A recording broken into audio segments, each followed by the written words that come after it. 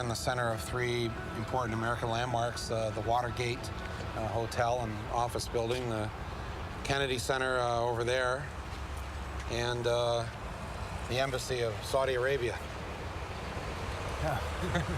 How much money do the Saudis have invested in America, roughly? I've heard figures as high as $860 billion. 860 billion. Billion. That's a lot of money. A lot, yeah. And what percentage of our economy does that represent? I mean, it seems like a lot. Well, in terms of investments on Wall Street, in American equities, it's roughly 6 or 7% of America. They own a fairly good slice of America. Wow. And most of that money goes into the great blue chip companies. Citigroup, Citibank is the largest stockholder, is a Saudi. AOL Time Warner has big Saudi investors. So I read where like the Saudis have $1 trillion in our banks of their money. What would happen if like one day we just pulled that $1 trillion out? $1 trillion, that would be an enormous blow to the economy. Right. Mr. Moore, can I speak to you for a moment, please, sir? Yeah, sure. How are you doing? Yeah, good. How you doing? Steve Kimball, Secret Service. How are you doing, sir? Yes. We're just ascertaining information regarding. Are you doing a documentary regarding the Saudi Arabia embassy or chancery?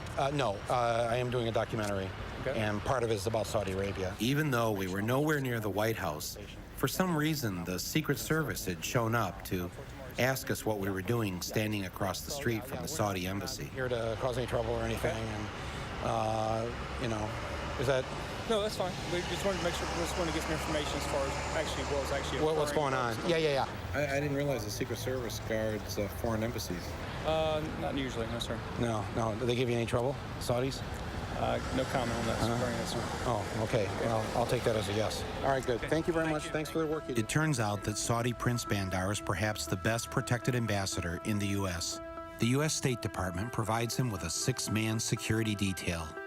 Considering how he and his family and the Saudi elite own 7% of America, it's probably not a bad idea.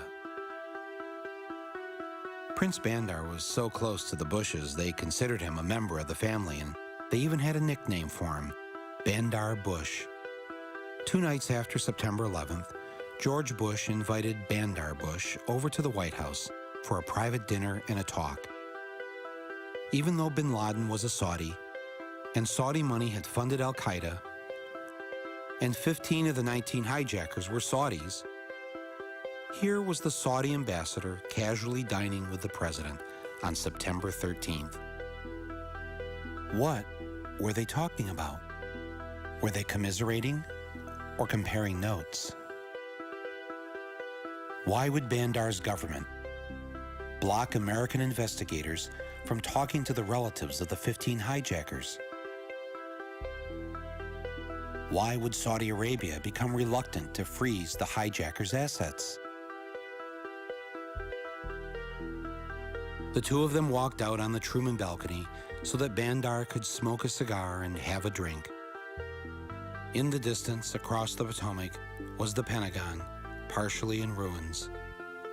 I wonder if Mr. Bush told Prince Bandar not to worry, because he already had a plan in motion. You come in September 12th, ready to plot what response we take to al-Qaeda. Let me talk about the response that you got from top administration officials. On that day, what did the president say to you?